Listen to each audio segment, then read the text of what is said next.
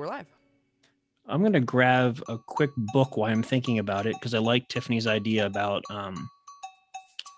the steps and how they don't pertain to alcohol. So I definitely wanted to hear her talk about her NPR story. Cool. You're cool talking about that, Tiffany, to kind of get us started? Yeah.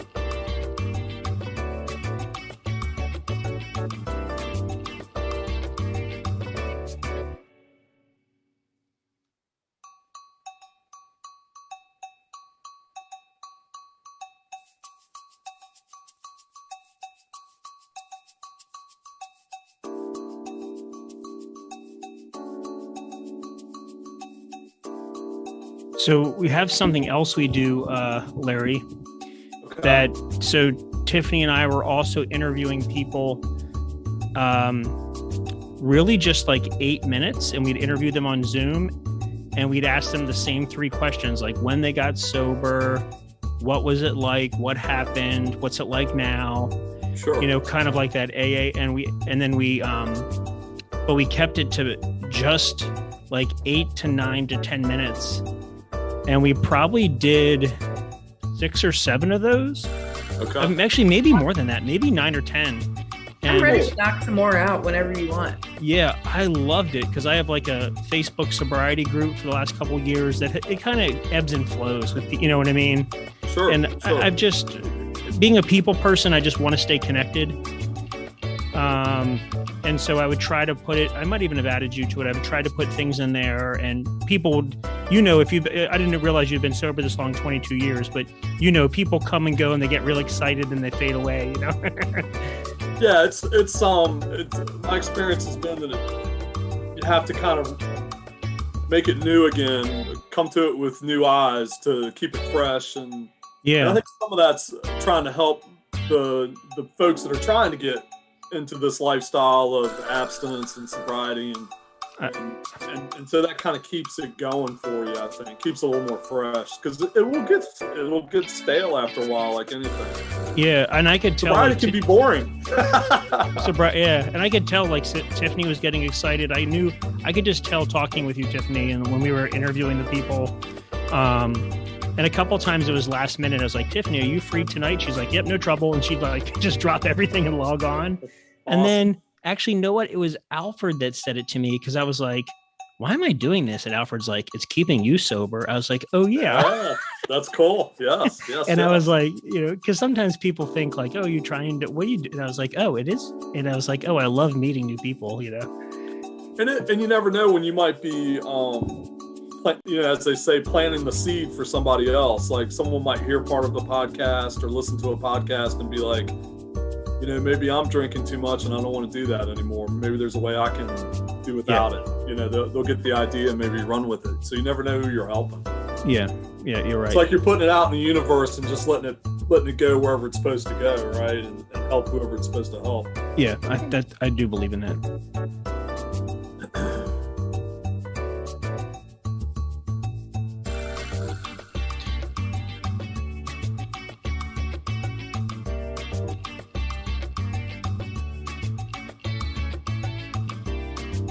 Did they do all the 12 steps on the NPR story you listened to? No. Okay. It was more just a testimony to the fact that the 12-step program got them out. But it was, they were asking more questions about how they got into RA than anything. Yeah. Hey, John, what would you name this plant if it was Spiny. Okay. Spiny. Oh, look at that pot. Yeah. That pot is super cool. Hey, what's up? You're on Sober Saturdays. How's it going? Good, you? Good. We're gonna start the show in about 2 minutes. You want to call back? Yeah, okay, sure. Cool. Thanks. Do we get a call already? Yeah, the phone lines work. Well, just make sure you screen that one.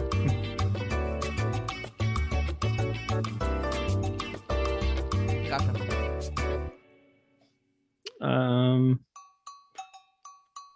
All right, Matt. I think I got my intro. I'm gonna intro Tiff. I like calling you Tipper.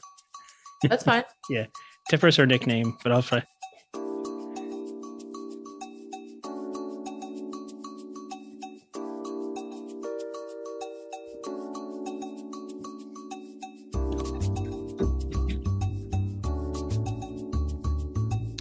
Oh, Larry, I'll tell you this real quick. I called the AA hotline when I was in Pennsylvania. Do you know this story? Was this how you met Alfred you're talking about? Yeah, 16 years ago, and he answered the phone. I was in Pennsylvania, and he was like in Hampton or Newport News and answered the phone.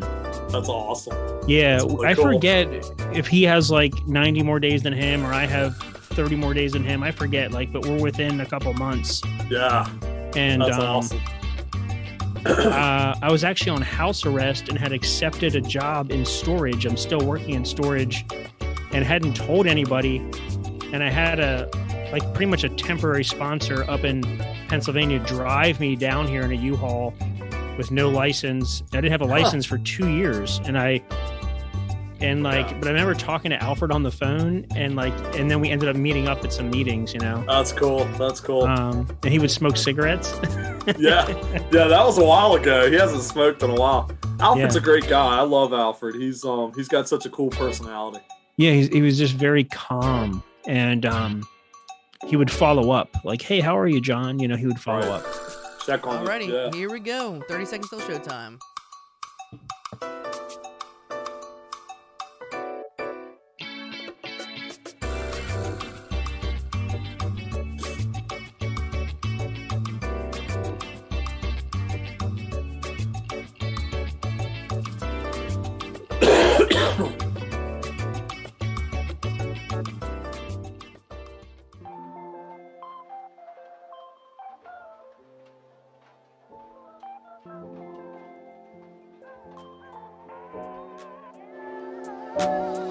Coming to you all the way from Norfolk, Virginia, Go On Productions, Earprov.com presents Sober Saturdays with your host, John Regan Wharton.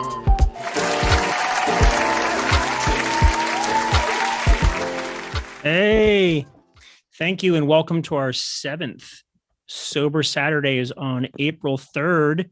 We are live tonight on Facebook, YouTube, and Twitch, and I have my co-host, Tiffany or Tipper. Okay. Tiffany's an actress, a comedian, an artist, a friend of mine. She's been sober about 3 years. I've known her a long time, and she resides in Portsmouth, Virginia. And we have a guest host today, a friend of Alfred Crane's, Larry Knight.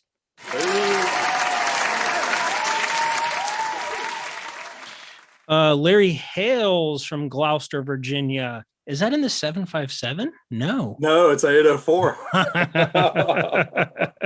That has its own bridge and everything, don't they? That's right. That's right. Larry has 4 children that he's proud of, and he works in and at a mental health agency. Very appropriate for tonight. Operations director, and he's been sober now 22 years. Very active in local recovery in Yorktown, Hampton area. Correct. And Larry and Tiffany and I all met when we were Tiffany and I were putting on like an improv comedy thing for a local sobriety group, and we met Larry there maybe about a year or so ago. So it's kind of excited to get reconnected with him. Yeah, thank you both for being here. Thanks for having me. Yes, and tonight you can catch us live on earprov.com, on Facebook, on YouTube. And we have a call-in number tonight. Oh, we didn't even get to the topic. We might have a call. Let's see if someone answered that for us. Hello, you're live on Sober Saturdays. Hi, how's it going? Hey, fine. My name's John. Where are you calling from? I'm actually calling from Canada. Okay. How did you find this number? Do you have a question about sobriety? Yeah, so I actually found you guys on YouTube. You guys, I think it was advertised as well. I'm just calling because I'm not sober. I'm 24 years old, and I've been dealing with alcohol for the past, I'd say, since I was 14 or so. Okay. And I just, like you mentioned, Larry, he deals with mental issues, people that have mental issues, situations like that. I don't have any mental issues, but I've been really anxious, stressed out, and I don't feel like I can quit. Are you comfortable sharing your first name? Yeah, for sure. Stephen. Hey, Stephen, I'm John. Hey, thanks for calling. This is, Absolutely. yeah, this is something my friends and I created maybe 6 months ago, and we do take calls. So I'm excited. We didn't even get to the topic, but this is you're the most important person tonight. You've been drinking, you said, from 14 to 24? Yeah, I'm 24, just turned 24 about a month ago. And I've been drinking since 14. I got introduced by family, and the habits, everything I'm doing right now, I know it's wrong, but I just can't kick it. I can't quit. And you want to stop?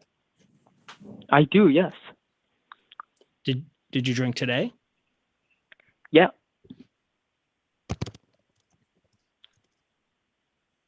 Yeah. What does it make you think of, Larry? Well, it reminds me of me. I'll be honest with you, Stephen. I relate to what you're sharing. I started drinking when I was about 13, so right around the same age range. I drank up until I was 29, and started to try to get into sobriety at that point. But I was the same way.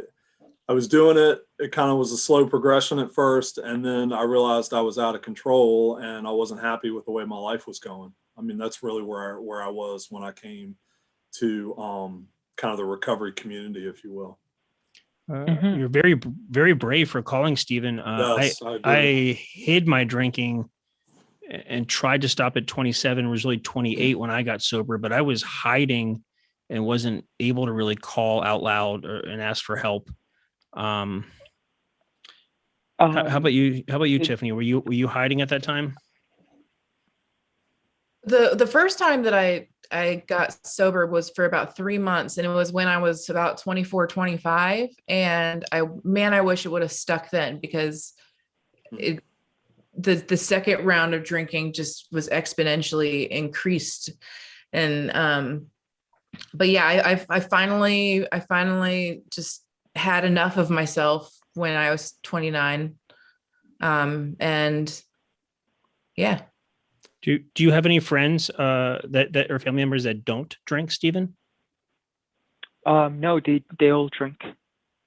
2 brothers, 1 sister. Father drinks and mother drinks too. I tried getting help. I tried telling my friends. They all laugh at me. They're not willing to help me out at all. Even my gym personal trainer mentioned it. I was kind of eager because he was the last person I tried mentioning it, but he didn't bother helping me. He asked for money, and he just wanted to monitor me due to COVID, and just be a supporter. I guess help me throughout the plan, but he was asking for a very high price.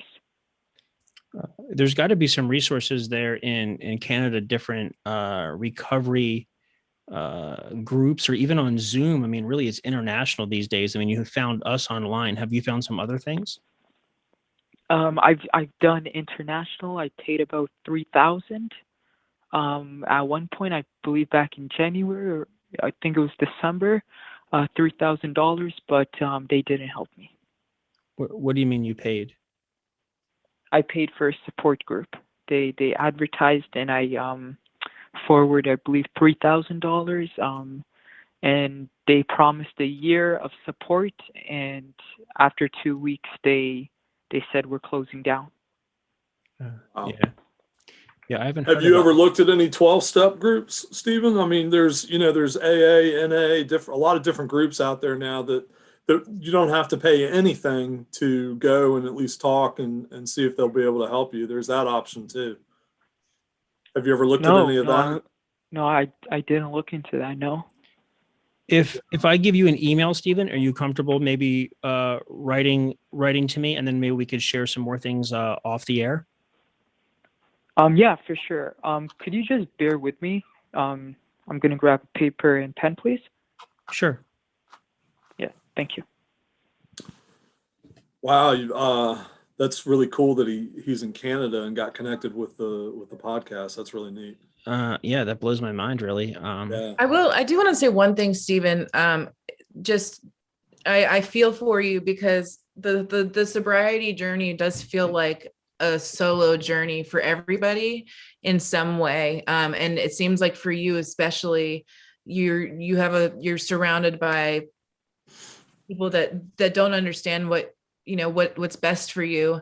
So I'm just happy that you called, and just know that that feeling of being alone and whatever, it's normal, and you have people like us that know what it feels like. Even though our stories aren't necessarily exactly the same, we all have very similar themes. So we feel you. We understand what you're experiencing. Absolutely.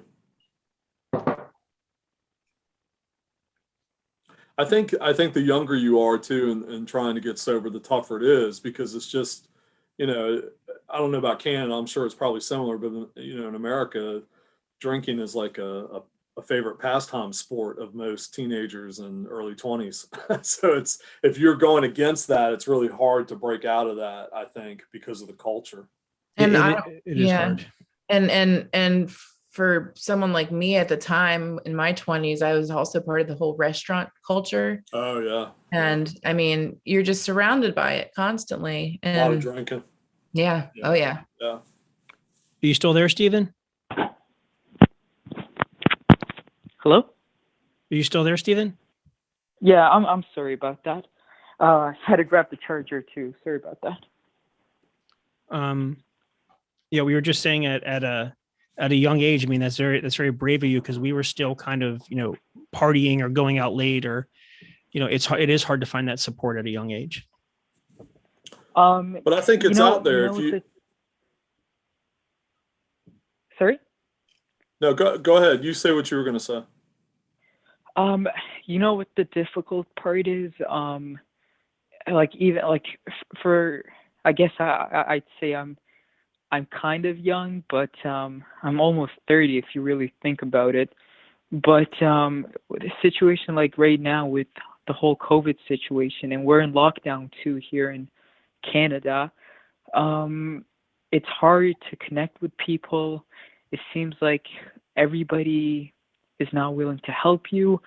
And that's me just reaching out to the people I feel that are going to support me. But every time they're asking for money, And money being an issue, I've done certain stuff that have limited me from moving forward. I'd say I've spent 30,000 to 60,000 on alcohol, and I've been doing this by maxing out credit cards, raising my income credit, and I'm just going downhill. And I don't know what to do anymore. It's because now I'm going to be dealing with this alcohol issue I have, but then if I do fix that moving forward, now I have to deal with the whole debt and everything I'm going through. Now I don't know how much I even owe at this point. So I feel like, let's say I beat this case of alcohol, then I'm going to go into paying back all this money I owe, then it's probably going to trigger me going back to drinking alcohol or abusing drugs. So I'm not sure what to do. We can play a lot of those kind of like what if games in our head, Stephen, but you're definitely not alone. So when I first stopped drinking, after about 72 hours, I sat down and I was like, whoa, I have a lot of debt. And I was like, wait, there's even like 2 credit cards I just wasn't even paying at all. And so you're definitely not alone. One of the jokes is those that drink also have some financial insecurities and issues. So you are not alone, but it's actually enlightening to acknowledge that alcohol free, and really maybe the easy part is going back to our addictions and drinking and not dealing with it. But really just one, as I say, one step at a time, one thing at a time. So it's like when you go to the gym with your trainer, you can't do all the exercises at once. So just do one thing at a time. So like now we'll work on not drinking, and I'll share with you my email and we can maybe talk, but there'll definitely will be some cleanup, but it's really be kind of lifelong. Yes. Yeah. Is it okay if I give you an email and we can maybe talk some more? Because I won't be able to, I don't have all the answers for you tonight, but Norfolk, Norfolk, Norfolk, the number 4, Norfolk for sobriety at gmail.com. Okay. Gmail.com. And maybe if my producer Matt's on there, he can write it in the YouTube or the Facebook comments. Our friend Alfred has another one he manages. But are you on Facebook at all? I'm not on Facebook, no. Okay. But Norfolk, Norfolk 4 sobriety at gmail.com, or you could write some things in the YouTube and I'll get a hold of you, but I could share some more resources with you. Free resources. Free resource. I'm still having trouble almost digesting that but you know what? Sometimes we're so scared or we're at a loss, we don't know what else to do. Yeah. But I feel like I just don't want anyone to take advantage of you. Absolutely. No, I definitely understand. At one point, I don't know if this is a new situation or not, but just back in summer, I think around July or August, I did try to reach out. This was my first time reaching out to a support group. And like I said, they charged me $3,000, and then fast forward a few months later, I think this was probably October or so, I found a different support group, and they helped me out for a while, maybe like 4 weeks, 5 weeks, and then they said for security purposes, they would need my credit card information, my social insurance number. So me being gullible I am, I provided that, and those guys stole about, I think, $20,000 from me. Yeah, we're not interested in your money, Stephen. But we'll try to help you with maybe point you in the right direction. Of course, yeah. But I'm saying it's definitely. I appreciate you guys helping me, because there's really people out there that really try to take advantage, and my head's not straight, guys. So I've made the wrong choices, and I'm so desperate that I'm practically giving my money away, and I don't know what to do. Yeah. Well, please do write me at that email and I will get back to you by tomorrow, and I will share with you some more resources. Are you comfortable with that? Yeah, for sure. That's great.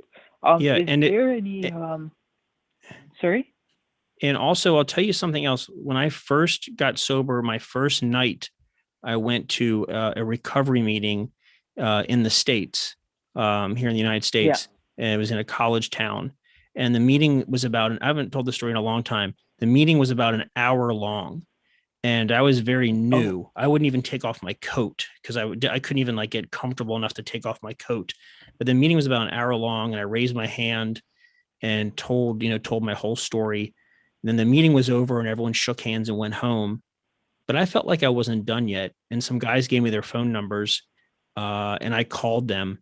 And some of them said, "Hey, it's okay if you're not, it's okay for you to keep calling people tonight." So I guess what I'm trying to say is, Larry and Tiffany and I may not have the answer, but it's okay for you to search for another support group in Canada tonight, or to read something else about, alcohol free tonight, or to call somebody else. Did that come out okay? yeah. Yeah, no, Yeah. I definitely understand what you're trying to say, and I definitely agree with that. And hey, you guys are the first people I've called, and I feel like this is me taking those first steps and just trying to make a difference. Steven, do you have Instagram? I don't have any social media, no. I feel at one point I was using social media, and all I was doing was trying to get alcohol, get drugs from different sources on there, and I was just being pushed at with all that negativity online. And family were commenting, friends were commenting negative stuff about me online. Okay. Hey, I made Steve- I made a second Instagram account that nobody knew about except for me. And I only followed people, mostly people I didn't know, but I only followed accounts that had to do with sobriety, or posted about celebrities that were sober, just anything that would continue to inspire me. If I just needed to open up and distract myself, I could just open up Instagram, make sure I was on that account. None of my friends knew about it, so I didn't have to worry about anybody commenting anything. Just something to consider possibly. I know, but I also understand staying away from social media. Totally. Yeah, no, I understand. Hey, Steven. So Steven? if I could ask, yeah. Hey, I got one other thing for you to check out, and this won't cost you anything, and it's not social media, but it is on the internet. It's a web page. Can I give you a web address to just take a look at? Yeah, for sure. Okay. It's the letter X, the letter A, Yeah. XA, Yeah. hyphen, right? Like the minus sign. Yeah. Speakers, plural, SPEAKERS.org, O-R-G. And that has speakers for different kinds of issues like you're talking about. They're all taped.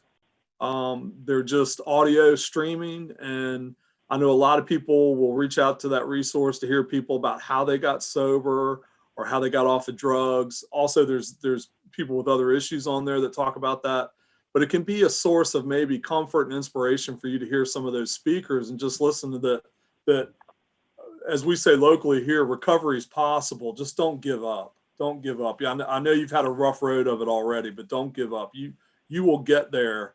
As long as you keep trying and don't give up. Yeah, thank you so much.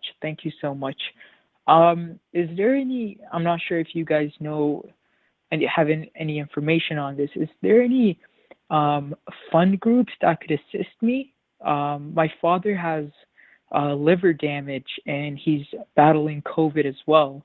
And I just don't know how to support him at the moment. Like I said, I'm in debt at the moment and just dealing with alcohol. But would you guys know any funding programs that I can even provide evidence, medical paperwork, stuff like that? I do not. No, I don't have any experience with that. Okay. That's okay. Thank you. Thank you so much, guys. I Sure. really do appreciate the advice and just everything you guys provided me. The website, the email, Sure. words of positivity. I really do appreciate that. Okay. Thank you, Stephen. Absolutely. Good luck. Yeah. Yeah. Thank Okay. you. Thanks a lot. Uh-huh. Bye-bye. Bye. That was amazing. That was. God bless him. He's right in the thick of it. It sounds like. We didn't even get started. So usually we just have it's usually one of our we usually know the person that calls in, just like it's a friend of ours or a friend of a friend. So that was almost hard for me to digest there a little bit.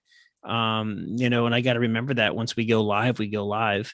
And it's cool to know that you guys are reaching people that, that far out possibly, right? That's why it's like what I said earlier. You never know who you may help. No. It's awesome.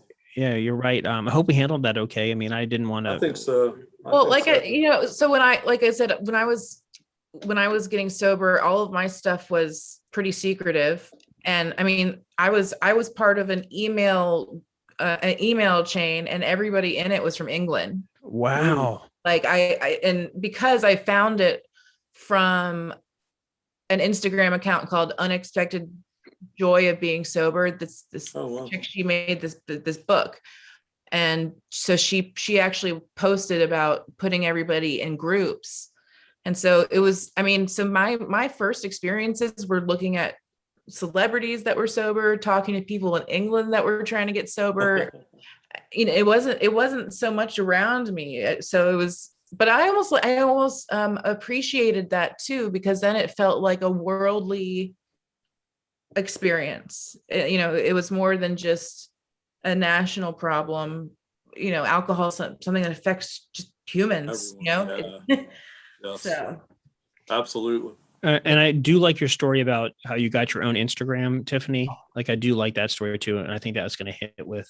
I was hoping that was going to hit with him. Do you want to talk about it a little bit? That voice message you left me and some of your excitement about the NPR episode you heard? Yeah. So because I'm not someone that went through the 12-step program, I did sort of this alternative route, talking to people in England and whatnot. I'm not super familiar with the 12-step program. I knew it applied to alcohol. I was listening to NPR the other day, however, and it was talking about racism. And then they spoke specifically about Racism Anonymous, RA, which I didn't know existed, but it does. And they had interviewed a couple people, and both of them, while they're talking about their journeys toward not being racist, talked about how they applied the 12-step program, and it was the 12-step program that ultimately saved them from being these horrible people. And so it got me thinking about the 12 steps and how, because I know some people that listen to us maybe don't necessarily want to not drink, but maybe they see a bad habit in their life that they want to kick. So it got me thinking, how can the 12 steps, even if they're individually, just as like little bits of wisdom, how can they help people? No, that's so cool. Absolutely. Yeah, I'll let you go first, Larry. What does it make you think of? Well, a couple things. One is, I think it was Alcoholics Anonymous that created the first, and that they actually borrowed it from another group, but they created those 12 steps. But what's happened since then is there's been like a proliferation of 12-step groups for all kinds of stuff. So I think there's like 200 plus 12-step programs across the world. Wow. Yeah, for everything from gambling to other addictions to overeaters. That's right. Overeaters is one of them. So that just tells me, and kind of to build on what Tiffany was talking about, that there's some real wisdom in those steps that is universal and not just applicable to getting sober and alcoholism, that they can be applied to so many different things. Another quick story. I remember there was a story about Bill Wilson, who was one of the founding members of Alcoholics Anonymous, and he had a Jesuit priest, come from like across the country to New York to visit him, and he told him that Alcoholics Anonymous had inspired his own faith as a priest, because the 12 steps were similar to the 12 stations of the cross for Saint Ignatius, which I'm not Catholic, but evidently that's a formal spiritual practice. And so it's just interesting to me that there are some of these pieces of wisdom or universal themes that seem to really help us, whatever our life problem is. And the 12 steps seem kind of geared towards that. So, Tiffany, I'll do this. So say there's 12 steps, and the only step that mentions alcohol is the first step. And it says, we admitted we were powerless over alcohol, that our lives had become unmanageable. And so without me hearing that program, what some of them have done is things like, we admitted we were powerless over racism, or racism. We admitted we were powerless over our ignorant comments, and that our lives have become unmanageable. And then the rest of the steps is really an adventure, a spiritual journey, and you really never get done. And there's workbooks and worksheets, and there's all sorts of, and it's really cool. A lot of people get stuck on the fourth step and the fifth step, but I could see how this could be so powerful with, Overeaters Anonymous, Gambler Anonymous. I have trouble saying that, Gamblers Anonymous, racism. But this fourth step is, you made a searching and fearless moral inventory of yourself. And there's all sorts of worksheets on how to do that. And then the fifth step is, so you're basically journaling with another sober person, and you're getting deep: sex, money, rock and roll. I mean, you're getting deep. And, all our favorite subjects. Yeah. And then your fifth step is, you read that out loud, and you pray on it, you meditate on it. And so I'm starting to get goosebumps. I'm seeing how someone would really take this serious and do journaling about their own hate or racism. And then they would sit there sober with someone and talk about it. I mean, that's I mean, how could you, getting to that level is amazing. That is. And I remember some of my early folks, because I did do some 12-step programs. Some of the early mentors or sponsors I had would always say that. They're like, hey, that we only talk about alcohol in the first step, but we could fill up the Hampton Coliseum with people that would benefit from from maybe some spiritual wisdom in the other steps. Right. And that it's just like a program of very suggested living. Right. Absolutely. Yeah. If there's anyone listening tonight that wants to call in or in the chat, is there something that scared you about the 12 steps? Is there something that's kind of like, you have a question about them? I don't know. I'm just going to pose that out there. One. We have one?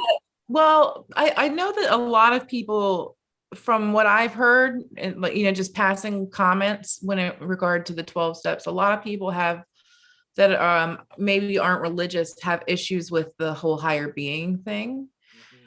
Me personally, the little encounters I've had with 12 steps, I was able to just insert the word my own spirituality there, because I'm a spiritual person, but some people don't necessarily consider themselves spiritual. So how could we set somebody up to be able to read that text in a way that they'd be able to insert something there that would be applicable to them?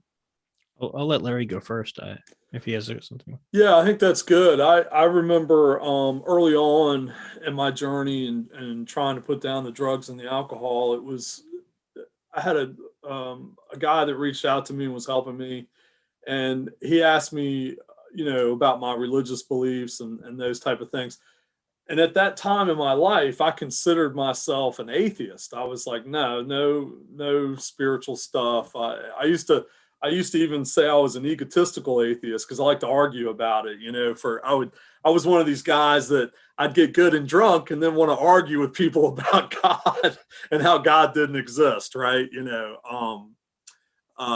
So one of the things that was shared with me, especially when like some of the 12-step groups talk about a higher power, is that this friend explained to me that I had to find something by which I could lean on, that I could get support from, that so many of us that are caught up in some kind of life problem like alcoholism or addiction, it's become so overwhelming that we can't break out of it on our own, that we need assistance, we need some kind of support. So I think, at one point in time, there was a group of people that I was meeting with regularly that were all sober and trying to stay sober. And he said, you don't have to believe in God, or you don't have to be a Christian or a Buddhist or a Muslim or any of those things. He said, just make the group the power that you lean on, your higher power, or call it whatever you want, your support network. And I think what he was trying to point to was part of what I had to do early on was to admit, one, I had a problem. And then the other big leap was to say, hey, I need some help. Because that's tough. We don't want to go, hey, I need help. It's like it's a sign of weakness or something, but actually it's a great sign of strength to reach out to others and ask for help. I had something really cool happen to me. So we could talk. I went to Catholic school for a couple of years, so that messes you up, and and so are you a recovering Catholic? Yeah, so I had a lot of questions. This guy walks on water. The message is good. I just had a lot of questions. And then kind of like our caller Steven, when I came into AA, I was like, hey, well, slow down with the God stuff here. I'm trying to figure out my third DUI. I just turned 28. Give me a shortcut to get my driver's license back. Right. I'm a funny guy. People like me. I just took a wrong turn on the golf course. I just need a shortcut. I don't want to do this God stuff. But I was kind of drawn to some of like the cool people who would talk about spirituality. And so I was just like, I liked the 12 step, and I just kind of hung around for a little bit because it was the only place that really I felt comfortable, but I wasn't getting into all the ins and outs in the book. And, that stuff was scaring me. It was scaring me away, but there was something there that was attractive. I also had, this was the good part, have an aunt and an uncle and a grandfather who had over 40 years sobriety. Oh, wow. And I was about 10 months in, and I called my grandfather. He had 40 something years. And I remember talking with him, and he said something which I've seen in some literature and some others have said. And it was kind of cool to hear it from him. He's like, hey, just pick your own idea of a higher power or a God. He's like, it doesn't have to look like mine. And he's like, it doesn't have to be the idea in your head when you're in 4th grade in Catholic school. And I was like, this is kind of cool. My grandfather. And then it was cool. He's like, hey, why don't you write it down? And then you call me next week and read it to me.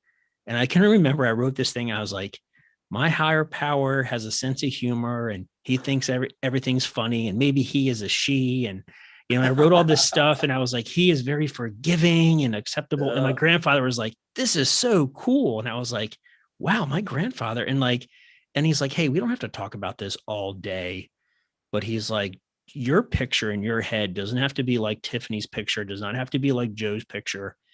And he's like, don't get stuck on this one word where you just walk out on this group. Right. But the fact that he like told me to write it down, and then I had another, I'll say, sponsor mentor that made me write it down. Can I say this online? Do you know the name Sailor Bob Larkin, Larry? Yeah. Okay. Yeah. Okay. That was my I remember Sailor Bob. Yeah. Okay. Yeah. My mom met Sailor Bob. He was big in my life. Oh, that's awesome. So we got asked to leave an Al-Anon meeting because he kept quoting the Beatles. That sounds like him. Yeah. He came up to me and like tapped me on the shoulder after a couple months. It was like, hey, why don't you start? I'm going to start picking you up. And like, so he kind of grabbed me, and, but I had some other guys that we were kind of like mentors or temporary sponsors, but Sailor Bob's who I clicked with. Yeah. And he was a good soul. And I have like a lot of his like poetry books thing here, and just and things in my house, like little crosses he gave me and silly things. Awesome. But Tiffany, he was another guy like in his 70s that I met, and the same thing, like he was like, don't get caught up. He's like, John, how much of an ego do you have that you think you're like top of the food chain? He's like, there's some sort of source out there. And he would like talk about UFOs and like all sorts of stuff. Like he would talk about the Beatles. He was like way out there, but he had like 30, he had like 30 something years sobriety. He had a degree. He was very interesting. Yeah. He was like, hey, even the ocean is bigger than you. They're still discovering stuff in the ocean.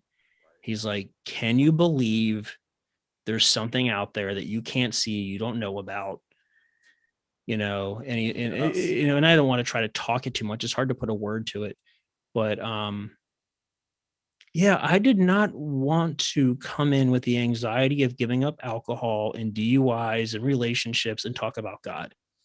And I still really don't want to sit around and do that. Right. I don't know if I'm being helpful at all by sharing those things, but No, it does scare a lot of people away. And I don't talk about God on social media, and you and I have never talked about God. I almost feel like, who am I to really sit around and talk about God? Well, isn't it such a, I don't know if it's the right way to say it, but a loaded term. Like it means so many different things to so many different people. And for some people, the word itself is like, right? Because it's become to mean some negative things to them. Yes. So it's tough. It's tough to communicate whatever that thing is, because it's different for everybody. Yeah, there you go. It's different for everyone. And this is the other thing. This is what that Sailor Bob had said to me too. He goes, "Hey, John, your idea today might change tomorrow, and that's okay." And I was like, wow, that's deep. And he was like, hey, that's pretty much what they talk about, like in the 10th step or the 11th step. He's like, hey, if we're living day to day and living in the moment, we get new information. Our ideas may change about sobriety or relationships or a higher power tomorrow. Absolutely. And I was like, wow, that's deep. And he's like, you're not going to figure it out tonight, and it has to evolve, right? Because we're evolving creatures. Our lives are always kind of in a state of flux and changing, and new ideas are coming in, new paths, new journeys. So I think, it's something that it can't be static. It's got to be dynamic and moving around and becoming new for you. And because like we talked earlier, I think before we really got things rolling on the podcast, was that it can get stale if I allow it to, but it's like, I got to keep bringing fresh eyes and fresh desire to have this thing, whatever it is, the sobriety piece, the different life. It's something that doesn't just happen by accident and I just wait for it. I've got to pursue it. Right.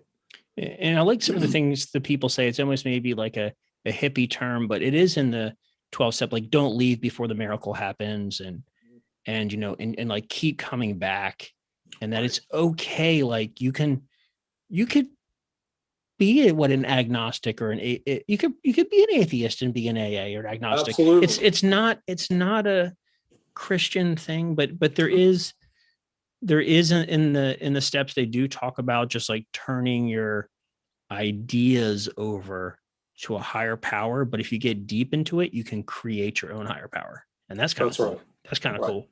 Right. Yeah. And what did you say? I'm talking so much, Tiffany. You said you came up with your own word. Right. Spiritual. Because I'm kind of under the impression that we're humans, so we're just not smart enough to know. So I like that. I like spirituality. I like that word better. Yeah. I like that. I like to just kind of say that too. I do not ever want to say, just be So I think probably one of the things I'm good at is like staying sober for a long time. I'm definitely goofy. I make mistakes. I don't run red lights anymore. But I'm not, I don't want to sit around and talk about God all night or try to shove that down anyone's throats. I can definitely tell you how I've stayed sober, alcohol free. But just a human being. Is that, if there's anyone else out there listening, boy, that got kind of philosophical for a moment. And if anyone is out there listening, it always does. Yeah. We'll have to talk off the air, Larry. We may know some of the same people. If anyone else, I hit the button to minimize my whole entire screen there. If anyone else is listening or wants to call in, is there anything that scared you in the 12 steps you had questions about or excited you? Where did you first get sober, Larry? In Virginia?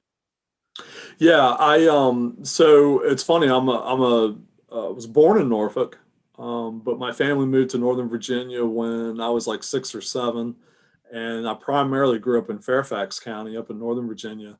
But I became really an alcoholic by the time I graduated high school. Was drinking pretty regularly, and then I joined the Navy and really learned how to drink. But it brought me back down to southeastern Virginia, and for a while I was in Virginia Beach, but I moved to Gloucester for a job actually, and I didn't know it, but life was spiraling down quickly for me at that time. I was 29, and had just graduated college, but things were not going well. I had a job, but I knew I wasn't going to hold on to it, and so I actually got sober here in Gloucester. Oh, so we have a call coming in. You're on Sober Saturdays. What do you have something to share? Johnny River, it's Candace. Oh, hey. How's it going, y'all? I'm doing good. One of our best friends, Candace. You have Tiffany here, and then Alfred's friend Larry. I don't know if you've been listening or not. I've been listening a little bit. If you're hearing beeping in the background, it's because I'm driving recklessly without a seatbelt. Hold on. I'm pulling into the parking lot of my grocery store, so I'm only going a quarter of a mile. Candace, you're one of my favorite people. I'm so glad you called. Were you listening to our deep discussion? I was. I resonate with the spirituality aspect. I like that a lot of AA groups so for those who don't know, I went to AA for a point in my life for about 3 or 4 months. I had like a moment in my life where I realized, okay, this is too much. I realized I had like blacked out and then drove my car, and nothing happened. I didn't get into an accident. I didn't hurt anybody or myself, but I think I just like realized the next morning that I was like at this breaking point. So I went to AA for about 4 months, in 2016 or so. And to answer your question, I think like one of the things that I picked up from AA in one of the 12-step programs that really freaked me out and kind of changed my life was the idea of taking personal inventory. And I still think about that to this day. And I don't think I've had a drink in a week or two. I'm much better about my moderation now than I was back then. So they say AA fucks up your drinking. Yeah. It really ruined it. Because it gets in your head. I had a real good thing going, and I blew it. Now look at you. You're getting all smart. Yeah, no, it's true. But like even though I'm not an active AA attendee anymore, I still take that with me every day, like taking personal inventory of myself, and I even use that with like people I work with, like, you know, that we really need to like take personal inventory of what we're doing, how we're feeling, how we're behaving. That usually leads into like a quarterly review conversation and stuff like that. So, but it's important, like the same way it's important in a job to have those like self-evaluations or just reconsider like your goals or how you've been performing. You know, that's something that I still take really seriously in my life. Tiffany shared earlier, I don't know if you heard, but she heard something super cool in NPR about how there's a racism anonymous and people are using the 12 steps to work on that. Wow. Isn't that interesting? They were doing that personal inventory and like journaling and this through the steps. I was like, wow. Yeah. That's amazing. I didn't know that existed, and I'm so glad it does. Yeah, we just learned about it. She heard an episode that was like, whoa, we were talking about that a little bit. Yeah, probably one of the biggest things that I think about, and I even found something that I read like 2 mornings ago, was about not that I learned through the 12 steps. It was trying not to emotionally react to stuff as soon as I hear it. And it can really be anything, like work information, friend information, financial information, anything. Try not to emotionally react to it, but kind of like take it in for a second and then like see which way I need to go, left or right, or maybe I don't need to do nothing. But sometimes I get information, I'm like, "Rah, rah, rah, rah, rah," I think I have to do something. Or internally I react like crazy. But AA definitely gave me the tools for that, but sometimes I forget. I don't know if anyone can relate to that. Yeah. That's probably my biggest thing. There's definitely this, I think there's this like need that we've developed over time with the internet and like carrying these little pocket computers with us everywhere, like everything. I mean, we've as a society developed this like ADHD where we're constantly stimulated by things, like we're getting like advertisements everywhere, all these push notifications, like everybody wants to communicate with their fans, communicate with their audience, like sometimes like it's like staying silent is the most respectful thing that you can do when you're taking in information. Yeah, that's good. Well, hey, thanks for calling. Did you arrive to your destination? I did. I'm gonna go get some shredded cheese. I want a quesadilla. Mozzarella? No, pepper jack. Okay, pepper jack's cool. No. Pepper jack's cool, but you can't say mozzarella. do your pepper thank you guys. Love you. All right, Love you. you. See you. Bye. Love you. Bye. That's a good friend of Tiffany and I. Candace, Cool. She's awesome. Yeah, she sounds like it. The funniest person. She's been sharing that openly more, her experience with 3 months of recovery or something like that. That's probably like the third time she has said that, but I've known her for a while, so she's been talking about that more, which is cool. That is cool. I love that she brought up the personal inventory thing, because the reason why I drank is because I was too scared to admit to myself that my life sucked because I was drinking away my money and my ambition. So like I wish the personal, and I wish I had heard about that early on. Like I wish I would have had that vocabulary. Like that's what I was trying to do, or in my mind, that's what I wanted. I wanted to. So I was very interested in the 12 steps. Like I'm a reader. I know you're a reader, Tiffany. You're a searcher for information. You're spiritual. Like I got the books and just started reading them. And then and also maybe because in the back of my mind, I knew I was going to connect with my aunt, my uncle, and my grandfather at some point. And I kind of wanted to understand more. But I just started to seek people out in the groups that had like a lot of time, that kind of like to talk about some of the stuff in the books, but I was curious about, and then I started to get into like some of the history and stuff. It's been years, but there's all these things on personal inventory, and some of it was hard to read. I was like, ugh. But like I was hurting so bad, and I think you were too, or you wouldn't have stopped drinking. Like some of the things that you share with me, I was hurting so bad, and I was just an anxious mess that and I like to write. So like I did just like want to get some stuff out, and I liked that part. It felt sloppy, but it was kind of cool to do an inventory. There's something really healing about writing it down on paper, and then even like talking about it with someone else that you feel safe with, right? It's like just that process of it's almost like purging in some way, right? Yeah. Well, I remember even talking with Sailor Bob, and I was like, I don't have any resentments, and we talked, and then I realized like, oh, like they didn't have to be just against people. They could be against institutions, or it could just be against like policemen, you know, but I hadn't thought of it like that because I had really not had been in any relationships at that point.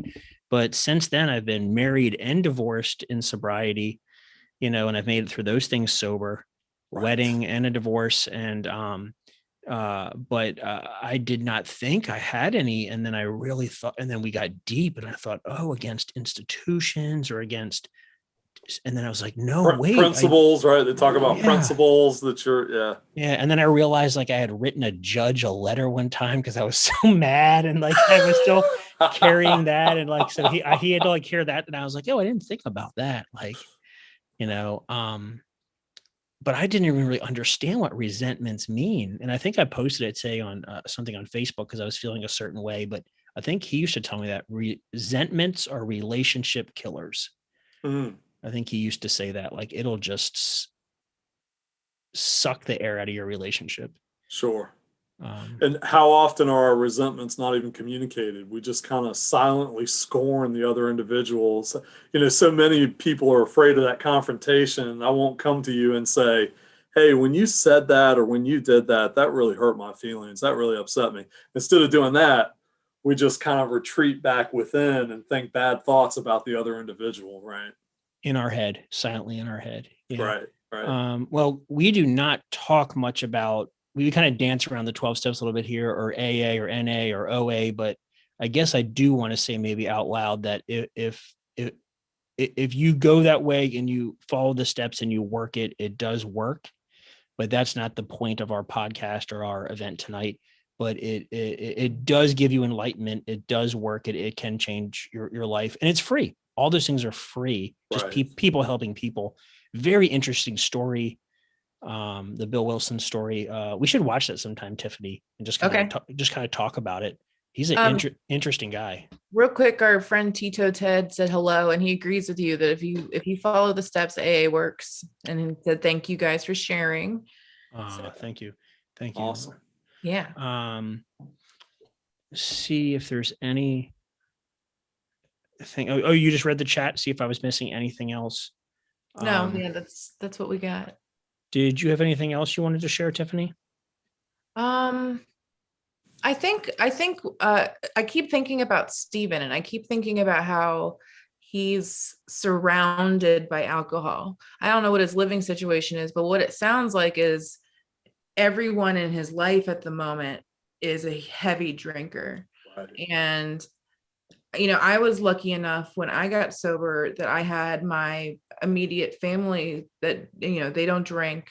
My roommate at the time agreed to not bring any alcohol into our apartment anymore to help me. But I mean, how I don't know if y'all have any wisdom on how to help yourself when there is no help around you, and how do you keep yourself from getting triggered by all of those signs that are just going off that are saying, drink me, you know? Yeah. Wow. I'll let Larry go first. Well, I think that's a lot of the reason that 12-step groups work for people, because it's this idea of the support network of common-minded people. You know, in the Eastern Buddhist traditions, they talk about having a sangha, right? Like a fellowship or a brotherhood of spiritual seekers. And I think that, you know, because our modern society, the culture is to imbibe regularly, holidays, parties, going out to dinner. I mean, if you're trying to quit drinking, it's almost like trying to quit eating. You know, it's like, it's hard. And so you have to find a group that's going to support that you can kind of come back to regularly and say, hey, how are you? You know, you check in. How are you doing? I'm doing okay. Or I'm struggling with this today. Or, you know, it's, whether it's just a close-knit group of friends or family or a spiritual group, whatever it is, I think we all need that help, that support. So Steven's there on his own, as Tiffany was saying, and like, how do you find that if you're on your own? So something clicked in him to search and to call. And then we gave him some enlightenment. I gave him an email. Larry gave him a webpage. You asked him about Instagram, and we'll see if we hear from him again. But now he has to do some of the work. Yeah. And it sounds like also AA is providing like Zoom meetings and stuff now too. So hopefully he'll be able to find some of those. Thank you again, Stephen, for calling. all the way from Canada. Yeah, Cool that was stuff. so cool. Well, our next show like this is going to be on May, I had it written down there, May 8th at 8 p.m. On earprov.com. Tiffany and I are also going to be, I think we're going to interview Larry next, and not tonight, but we're going to also do some little sobriety shorts, we call them, little 8-minute interviews that we kind of release on our Facebook page. And I also want to say this, I started a patron page where people can pledge $1, $4, $20. My aunt, and I haven't done anything with this money yet, it's just sitting here. My aunt, for Sober Saturdays, my aunt sent $50. A guy I went to high school, my aunt Mary Ann sent 50. A gentleman that I grew up with since 4th grade and went to high school with got sober and sent 50. Alex McGrew. Nice.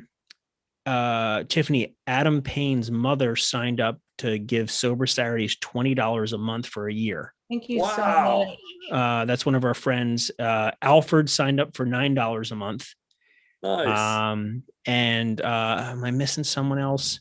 That's cool. That's great. Kate and Sean Thompson signed up for $9 a month. And so there's a little patronage. And so we can use some of that money to promote some of these things on YouTube or social media, or, Yeah. get a new microphone or donate the money to a cause that we want to donate to. So we'll kind of discuss on how to use that. But May 8th will be our next show. And you can check us out at sobersaturdays.podbean.com or norfolkforsobriety@gmail.com. And earprov.com is where you can find other comedy or live stream shows. And that's my dog barking. Larry, thank you again. It was great chatting with you. Absolutely. It's good. It's good chatting with you guys. It's awesome. I think it's an awesome thing you're putting together here. And you see Hey. you're helping people already. Hey, thank you so much. I appreciate it. Well, we might cut off the live stream here because I got a barking dog. And I want to say thank you to everyone. And it's Patreon, sobersaturdays.com. But we'll be releasing this live stream to listen to. And I do hope that Stephen from Canada emails us. Good night, y'all. Love the music. Yeah, you can stay on for a second, Larry, because we'll kind of talk for a second if that's okay. Yeah. Thanks so much for tuning in to Sober Saturdays, Go On production on earprov.com. We'll be back May 8th at 8 p.m. earprov.com, streaming live to Twitch, YouTube, and Facebook Live. Check out the audio of this show and others at sobersaturdays.podbean.com. Contact us privately at norfolkforsobriety@gmail.com. Next week, you can see The Jam on earprov.com, an improv comedy live stream celebrating diversity and inclusion. Bye-bye.